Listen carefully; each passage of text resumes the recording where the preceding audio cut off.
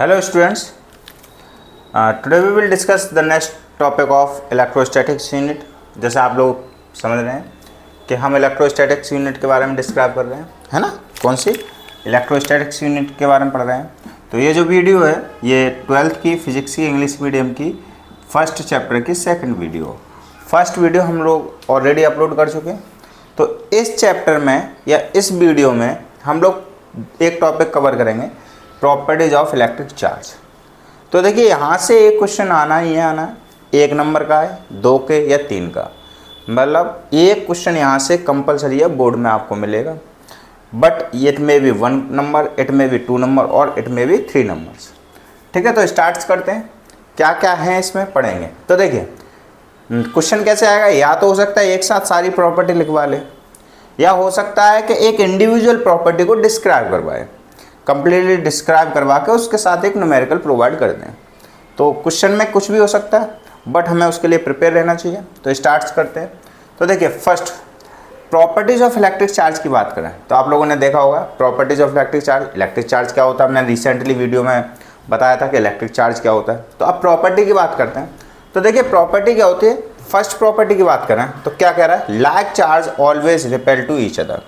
Means ये है कि अगर एक पॉजिटिव है दूसरा भी पॉजिटिव है, तो ये देखिए एक से हो गए पॉजिटिव एंड पॉजिटिव, तो ये कैसे हो गए, सेम चार्ज हो गए। कैसे हो गए, सेम हो गए, है ना। कैसे चार्ज हो गए, सेम चार्ज हो गए। इनको बोलते हैं लाइक, क्या बोलते हैं, लाइक चार्ज। मतलब जब सेम चार्ज होंगे तो उसे क्या बोलेंगे, लाइक चार्ज बोलेंगे।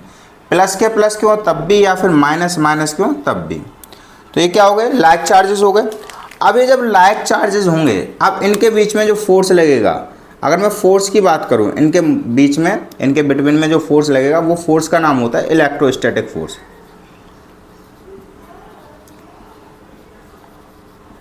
Electrostatic force. बाद में आप इसको कूलाम फोर्स भी कह सकते हो, है ना। क्यों कूलाम फोर्स क्यों कह सकते हैं, क्योंकि आपको पता होगा कूलाम के नियम ने दिया था, तो कूलाम फोर्स भी कहेंगे। फिलहाल इलेक्ट्रोस्टैटिक्स फोर्स कहते हैं, ठीक है। अब जब इलेक्ट्रोस्टैटिक फोर्स इनके बीच में लगेगा तो ये रिपल्सिव भी हो सकता है और अट्रैक्टिव भी हो सकता है। लेकिन जब लाइक चार्जेस होंगे, कैसे चार्जेस होंगे, लाइक मतलब लाइक कैसे, एक से चार्ज होंगे, तो इनके बीच में जो फोर्स लगेगा, इनके बीच में जो फोर्स लगेगा वो हमेशा इलेक्ट्रोस्टैटिक फोर्स कैसा होगा, रिपेल्सिव होगा। कैसा होगा, रिपेल करेंगे। कैसे करेंगे, रिपेल करेंगे, ठीक है।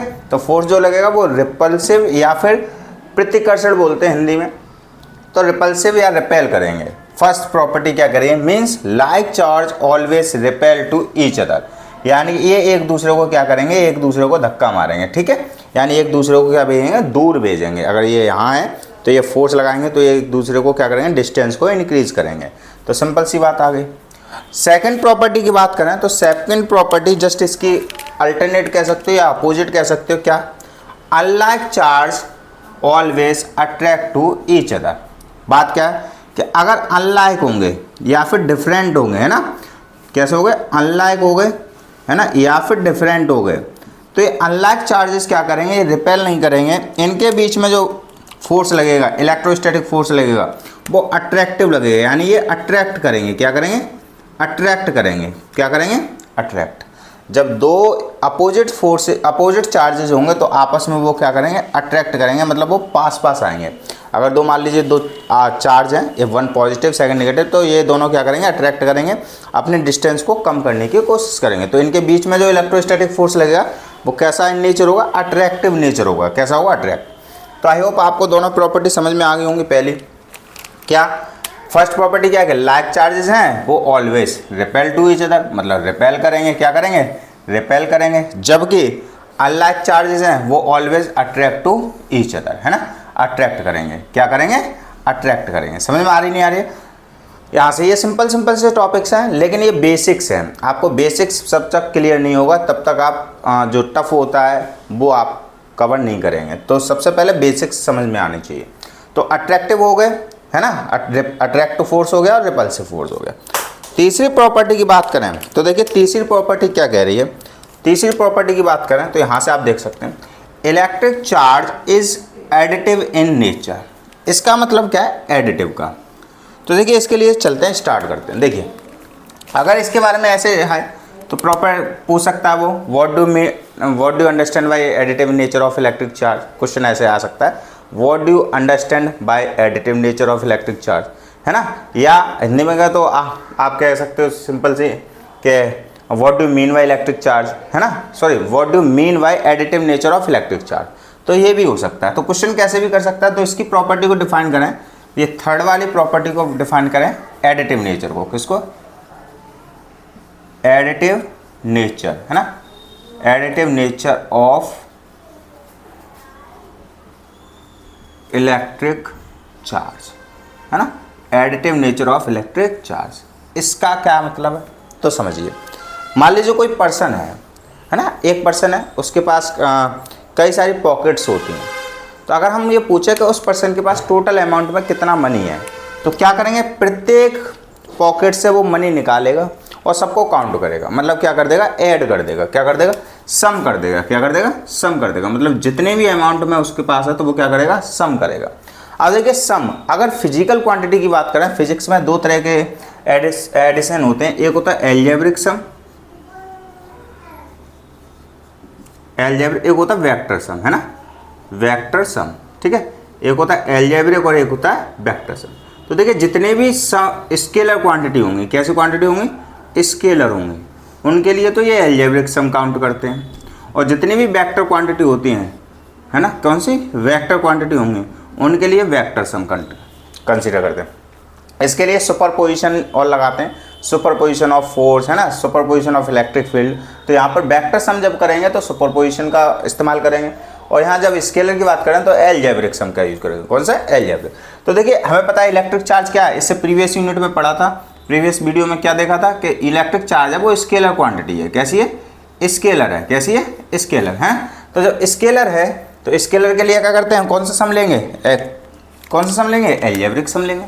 तो मतलब क्या हो गया, एडिटिव नेचर का मतलब हो गया कि मान लीजिए कोई ऑब्जेक्ट है, ये ऑब्जेक्ट है, इस पर बहुत सारे चार्ज हैं, पॉइंट चार्ज रखेंगे, ये मान लो Q1 है, ये मान लो Q2 है, ये मान लो Q3 है, ऐसे ही मान लो ये Qn है ना, और ये Q4, ये कई सारे चार्जेज आपके प्लेस हैं इस ऑब्जेक्ट पे, ठीक है। अब ये पूछा जाए कि इस ऑब्जेक्ट पे टोटल चार्ज कितना है, क्या अगर पूछा जाए कि इस ऑब्जेक्ट पे टोटल चार्ज क्या है, तो टोटल चार्ज, है ना, टोटल चार्ज, ठीक है। टोटल चार्ज क्या हो गया, मतलब एडिटिव नेचर क्या आ रहा है, एडिटिव नेचर क्या कहेगा कि इस ऑब्जेक्ट पर जितने भी इंडिविजुअल चार्जेस हैं, जितने भी इंडिविजुअल चार्ज हैं, वो सभी का एल्जेब्रिक सम टोटल चार्ज की इक्विवेलेंट होगा। मतलब the total charge on an object is the algebraic sum of individual point charges present on that object, यानी जितने भी इस ऑब्जेक्ट में पॉइंट चार्जेस या इंडिविजुअल चार्जेस हैं, उन सब का अगर हम एल्जेब्रिक सम कर लें तो वो टोटल चार्ज के बराबर आ जाएगा। तो यहाँ से अगर हम करें तो क्या निकल के आएगा, Q जो टोटल होगा वो किसके बराबर होगा, आपका Q टोटल किसके बराबर होगा, Q1 plus Q2 plus Q3 plus Q4, है ना, और डैश डैश डैश जितने भी चार्ज होंगे वो कैसे होंगे, ये आपका टोटल चार्ज होगा, ठीक है।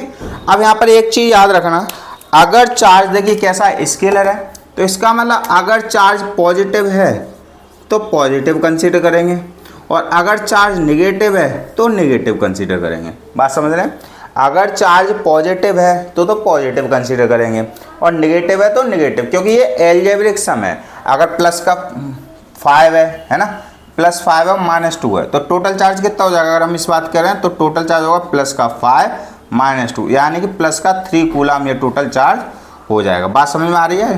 तो टोटल चार्ज क्या होगा, अगर पॉजिटिव है तो पॉजिटिव टेकन करेंगे, नेगेटिव है तो नेगेटिव टेकन करेंगे, ठीक है। आई होप आपको समझ में आया होगा। चलिए नेक्स्ट स्टार्ट करते हैं।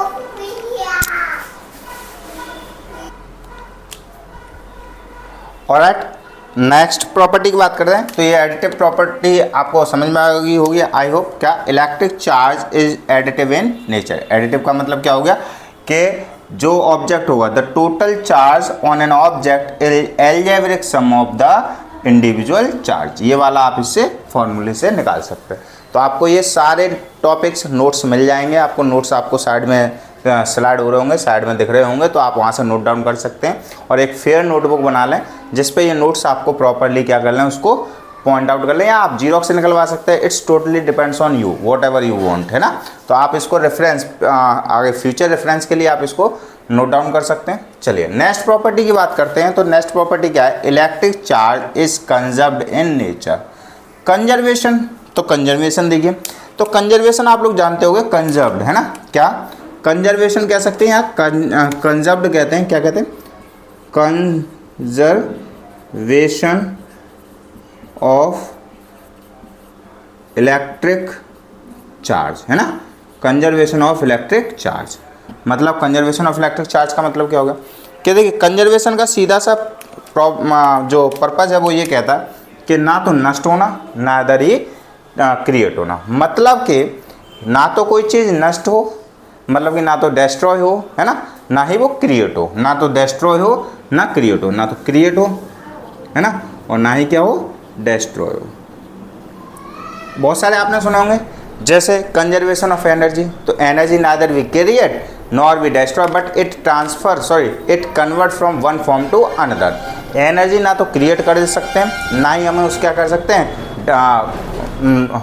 क्रिएट कर सकते हैं, और ना ही प्रोड्यूस कर सकते हैं या फिर बना सकते हैं। तो energy neither we create not we destroy, यानी ना तो क्रिएट किए जा सकती है ना डेस्ट्रॉय किए जा सकती है, बट उसको एक रूप से दूसरे रूप में बदल सकते हैं। इसी प्रकार कंजर्वेशन ऑफ मास होता है। Mass can neither we create nor we destroy, mass को हम ना तो उत्पन्न कर सकते हैं ना ही नष्ट कर सकते हैं।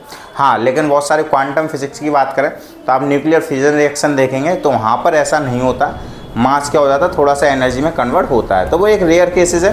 फिलहाल हम क्या है, create conservation of electric charge की बात करें तो इलेक्ट्रिक चार्ज ना तो कंजर्व का मतलब क्या हो गया कि ना तो इलेक्ट्रिक चार्ज को क्रिएट किया जा सकता है, तो electric charge can neither be create, ना तो बना सकते हैं और ना ही उसको क्या कर सकते हैं, डेस्ट्रॉय कर सकते हैं।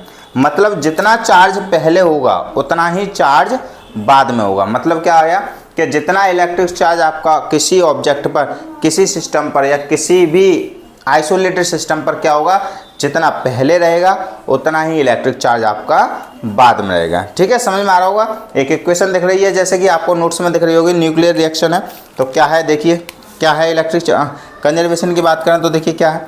जैसे मान लीजिए आपको पता है एक न्यूक्लियर रिएक्शन होती है तो यूरेनियम लेते हैं कितना, 92 एंड 235, है ना। यूरेनियम कितना लेते हैं, 235। ये आपका एटॉमिक नंबर हो गया और ये क्या हो गया, एटॉमिक मास। एटॉमिक मास और एटॉमिक नंबर। अब क्या करते हैं, जब इस पर एक न्यूट्रॉन की बमबारी कराते हैं, आपको पता है न्यूक्लियर फिजन रिएक्शन में क्या होता है कि एक यूरेनियम पर एक न्यूट्रॉन की बमबारी कराते हैं तो वो क्या कर देता है, ब्रेक डाउन कर देता है। और जब ब्रेक डाउन करता है तो कई सारे तो नहीं कह सकते, 2 प्रोडक्ट्स रिलीज होते हैं and a lot of energy is release. तो वो हम इक्वेशन के सहायता से देखेंगे कि चार्ज क्या हो रहा है, कंजर्व हो रहा है। ठीक है, तो चलिए स्टार्ट करते हैं। क्या है यहाँ पर, एक न्यूट्रॉन की क्या की हमने, एक न्यूट्रॉन की बमबारी कराई। ठीक है, क्या करी, एक न्यूट्रॉन की बमबारी कराई। ठीक है, अब ये प्रोड्यूस क्या करेगा, जैसे न्यूक्लियर रिएक्शन हुई तो प्रोड्यूस क्या करेगा, एक तो बेरिलियम करेगा, तो इसका होता है 141। अब देखो यहाँ 235, यहाँ 141 प्लस एक क्या क्रोमियम, तो ये 235 141, तो इसमें से ये सब्ट्रैक्ट करेंगे, क्यों, कंजर्व हो रहा है, क्या हो रहा है, कंजर्व। अदरवाइज आप सब्ट्रैक्ट नहीं कर रहे तो इसके बारे में जान लेते हैं। तो ये क्या है, इसकी होता है 56 एटॉमिक नंबर एंड 141 क्या होता है, इसका एटॉमिक मास। वहीं क्रोमियम इसकी Kr की बात करें तो इसका होता है 36, कितना, 36 एंड 92, कितना, 92। ठीक है, प्लस आपको पता होगा जब ये बमबारी होती है 3 न्यूट्रॉन्स निकलते हैं, कितने निकलते हैं, 3 न्यूट्रॉन्स, प्लस क्या निकलता है, प्लस हीट या एनर्जी निकलती है। क्या निकलती है, एनर्जी, है ना, क्या निकलेगी, एनर्जी निकलेगी, यानी एनर्जी रिलीज होगी। बात समझ में आ रही है। तो अब ये काउंट करते हैं, क्या काउंट करते हैं, देखिए यहाँ पर देखिए एटॉमिक नंबर कितना, 92। अब देखो 56 प्लस 36 कितने हो गए, 92 हो गए, यानी इधर भी 92 इधर भी 92। अब इधर की बात करते हैं तो देखो ये कितने हो गए, 235 है। अब देखो इसको काउंट करो तो 2 और 3, ठीक है, और ये क्या हो गया, 4 और 9 कितने हो गए, 30। ठीक है, 1 कैरी, 233 हो गए। अब क्या बचे, अब देखिए एक यहाँ था तो क्या हो गया, 236 हो गए टोटल। अब यहाँ 233 हो गए, लेकिन ये न्यूट्रॉन के भी न्यूट्रॉन कितने, 3 × 1 तो 3 इसके भी हो गए, तो यानी 236 हो गया। यानी इधर का एटॉमिक मास इधर का एटॉमिक मास सेम है, इधर के एटॉमिक नंबर, इधर का एटॉमिक नंबर सेम है, मतलब जितना आपका चार्ज रिएक्शन से पहले था उतना ही चार्ज रिएक्शन के बाद रहा, कोई भी इसमें चेंज नहीं आया। तो इसको बोलते हैं कंजर्वेशन ऑफ इलेक्ट्रिक चार्ज। मतलब the charge neither we create nor we destroy but it can transfer from one object to another object. समझ में आ गई होगी आई होप। क्या चार्ज को ना तो हम बना सकते हैं ना ही नष्ट कर सकते हैं, लेकिन इसको एक ऑब्जेक्ट या एक वस्तु से दूसरे वस्तु पे क्या कर सकते हैं, ट्रांसफर कर सकते हैं by the help of transfer of electrons. केवल इलेक्ट्रॉनों के ट्रांसफर से कर सकते हैं, प्रोटोनों के ट्रांसफर से नहीं कर सकते, क्योंकि आपको पहले भी बताया कि प्रोटॉन्स होते हैं वो न्यूक्लियर स्ट्रॉन्गेस्ट फोर्स से बाउंड होते हैं, तो उससे आप क्या कर सकते हो, इलेक्ट्रॉन्स को, वो प्रोटॉन्स को बाउंड करके तोड़ के निकाल नहीं सकते, केवल इलेक्ट्रॉन्स ही क्या होंगे, रिमूव होंगे। आई होप आपको समझ में आ गया होगा। चलिए थर्ड प्रॉपर्टी की बात करते हैं। थर्ड प्रॉपर्टी की बात करें तो देखिए थर्ड प्रॉपर्टी क्या कह रही है। थर्ड प्रॉपर्टी का मतलब है ये, सॉरी फोर्थ वन है ना, फोर्थ तो हो गई, फोर्थ तो डिस्क्राइब हो गई। फिफ्थ प्रॉपर्टी ये क्या कह रही है, फिफ्थ प्रॉपर्टी कह रही है electric charge is quantized in nature. मतलब क्या है, क्वांटाइजेशन ऑफ चार्ज। क्या है, क्वांटाइजेशन ऑफ चार्ज। चलिए क्वांटाइजेशन ऑफ चार्ज देखते हैं क्या है। आपको पता है क्वांटाइजेशन, तो क्वांटाइजेशन ऑफ चार्ज है ना। क्वांटाइजेशन ऑफ चार्ज का मतलब समझते हैं। देखिए आपको, देखिए अगर कोई एग्जांपल कहा जाए कि आप एप्पल लेके आइए, तो एप्पल आप जाते हो तो या तो 1 या 2 या 3 या 4 ऐसे लेके आते हो, मतलब क्वांटिटी में लाते हो, उसको पीसेस में नहीं आते। जैसे 1.5 नहीं ला सकते, 2.5 नहीं ला सकते, मतलब आप जो एप्पल होता है उसे ब्रेक नहीं कर सकते हो। ऐसे आप अगर कोई थम्सअप वगैरह की बोतल लेने जाओ तो उसको भी ब्रेक नहीं कर सकते। हाँ, इसके अलावा कुछ और चीज़ लेने जाओ तो उसको आप ब्रेक करके ला सकते हो, है ना। तो क्वांटाइजेशन का मतलब क्या होता है, क्वांटाइजेशन का मतलब होता है एक फिक्स अमाउंट में ही किसी चीज़ का ट्रांसफर होना, ठीक है। तो यहाँ पर क्वांटाइजेशन ऑफ चार्ज का मतलब हो गया कि जो टोटल चार्ज ट्रांसफर होगा किसी एक ऑब्जेक्ट से दूसरे ऑब्जेक्ट पर, क्या, the total charge that can be transfer from one object to another object, यानी एक ऑब्जेक्ट से दूसरे ऑब्जेक्ट पर जो चार्ज ट्रांसफर होगा, है ना, या किसी ऑब्जेक्ट पर जो चार्ज होगा वो मल्टीपल होगा, integral multiple of elementary charge. किसके, ये मैंने क्या बताया था, एलिमेंट्री चार्ज। अब ये एलिमेंट्री चार्ज क्या है, मैंने क्या बोला था, एलिमेंट्री चार्ज क्या होता है, minimum charge that can be transfer, है ना, minimum charge that can be transfer, यानी कम से कम चार्ज होता है जिसको हम क्या कर सकते हैं, एक जगह से दूसरी जगह भेज सकते हैं। और जो किसके बराबर होता है, एक इलेक्ट्रॉन के बराबर। किसके बराबर, एक इलेक्ट्रॉन, यानी 1.6 × 10⁻⁻19 कूलम। ये कम से कम चार्ज है जिसको हम क्या कर सकते हैं, ट्रांसफर कर सकते हैं, यानी एक इलेक्ट्रॉन को ट्रांसफर कर सकते हैं। अब आप कहो कि 1.5 इलेक्ट्रॉन को ट्रांसफर कर दो, तो ये पॉसिबल नहीं है। क्यों, क्योंकि electron can not be further सब डिवाइडेड, इलेक्ट्रॉन को हम तोड़ नहीं सकते, यानी 0.5 इलेक्ट्रॉन या 1.5 इलेक्ट्रॉन नहीं कर सकते, क्योंकि इलेक्ट्रॉन को हम ब्रेक नहीं कर सकते। It is the smallest unit that can be transfer. तो ये क्या होगा, एक इलेक्ट्रॉन को हम क्या कर सकते हैं, ट्रांसफर कर सकते हैं, इसे मिलते हैं मिनिमम चार्ज या फिर एलिमेंट्री चार्ज। तो क्या हो गया, क्वांटाइजेशन ऑफ चार्ज का मतलब हो गया द ट्रांसफरेबल चार्ज और the charge on an object is always multiple integral, यानी कि ये क्या है, इंटीग्रल है, यानी ये कैसे होगा, 1 2 3 4, है ना, डेट सो ऑन, ठीक है। तो यानी क्या होगा, जो मल्टीपल इंटीग्रल होगा किसके, एलिमेंट्री चार्ज के। तो मतलब क्या होगा, क्वांटाइजेशन ऑफ चार्ज कहता है Q बराबर ±NE। अब यहाँ पर बात करें तो ये Q क्या है, Q आपको दिख रहा होगा क्या है, इलेक्ट्रिक चार्ज है, क्या है, इलेक्ट्रिक चार्ज है ना, इलेक्ट्रिक चार्ज है। वहीं पर N की बात करें तो N आपको क्या है, मैंने क्या बोला, नंबर ऑफ इलेक्ट्रॉन्स है, क्या है, नंबर ऑफ इलेक्ट्रॉन्स, है ना, इलेक्ट्रॉन्स, है ना, नंबर ऑफ इलेक्ट्रॉन्स। और वहीं E की बात करें तो क्या बोला, ये एलिमेंट्री चार्ज है, एलिमेंट्री चार्ज। और एलिमेंट्री चार्ज क्या होता है, एलिमेंट्री चार्ज बताया था क्या, the charge that can be transfer from one object to another object, the minimum charge that can be transfer from one object to another object, that is called elementary charge. और इसकी value क्या होती है, 1.6 × 10⁻⁹ coulomb. ये हो गया आपका elementary charge.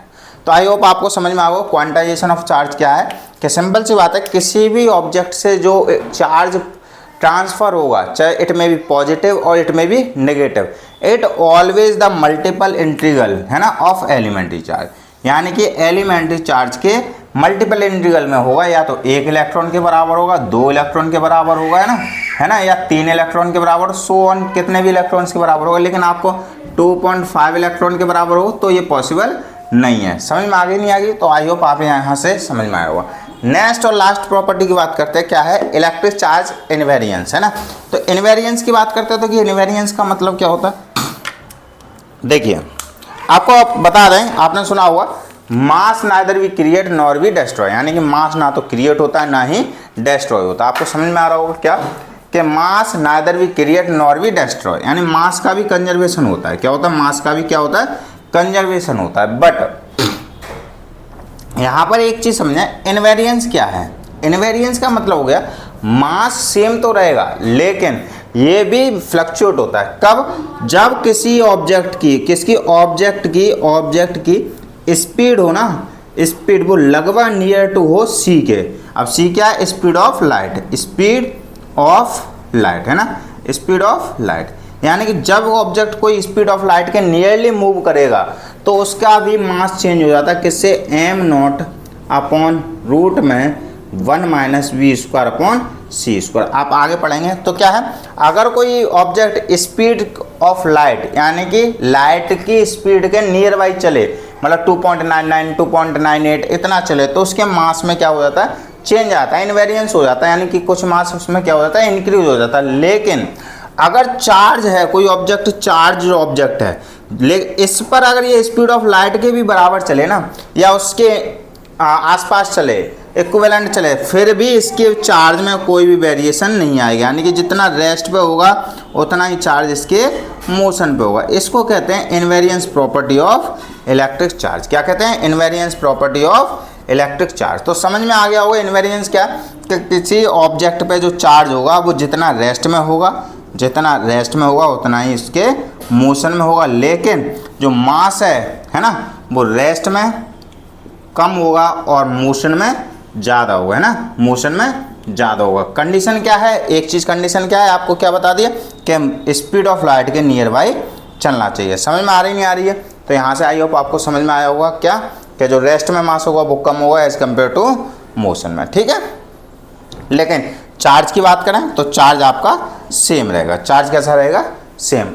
ठीक है, अब देखिए यहाँ पर आ गया तो एक क्वेश्चन आ जाता है कि मास है ना और चार्ज में डिफरेंसेस करिए, या क्या करिए? कंपैरिजन कर दिए मास और चार्ज में। ठीक है, तो आपको पता है मास क्या होता है? मास किसी ऑब्जेक्ट का जो होता है वो कंटेनिंग होता है, यानी कि एक तरह से कह सकते हैं जो मास होगा वो कैसा होगा आपका, किसकी वजह से होगा? जो चार्ज होगा वो इलेक्ट्रॉनों के ट्रांसफर की वजह से होगा, जबकि मास क्या होगा? किसी ऑब्जेक्ट पर होगा। ठीक है, इसकी वजह से जो फोर्स लगता है वो लगता है ग्रेविटेशनल फोर्स। कौन सा? ग्रेविटेशनल फोर्स है ना। कौन सा फोर्स लगेगा? ग्रेविटेशन। और इसकी वजह से जो लगेगा वो कौन सा लगेगा? Electrostatic force. कौन सा फोर्स लगेगा? इसकी वजह से लगेगा इलेक्ट्रोस्टैटिक फोर्स, इसकी वजह से लगेगा ग्रेविटेशनल फोर्स। बात समझ में आ गई? ये इनवेरिएंस प्रॉपर्टी आपको पता है कि ये जो होगा वो स्पीड पर डिपेंड करेगा। स्पीड पे क्या करेगा? डिपेंड करेगा, है ना, मास स्पीड पे डिपेंड करेगा। लेकिन कंडीशन क्या है? ये वाली स्पीड, जो ऑब्जेक्ट की स्पीड हो लगभग वो स्पीड ऑफ लाइट के बराबर हो, लेकिन ये स्पीड पर डिपेंड नहीं करेगा। स्पीड पर क्या नहीं करेगा? डिपेंड नहीं करेगा ना। समझ में आ रही है नहीं है? ये स्पीड पर डिपेंड नहीं करेगा। ठीक है, समझ में आ गए?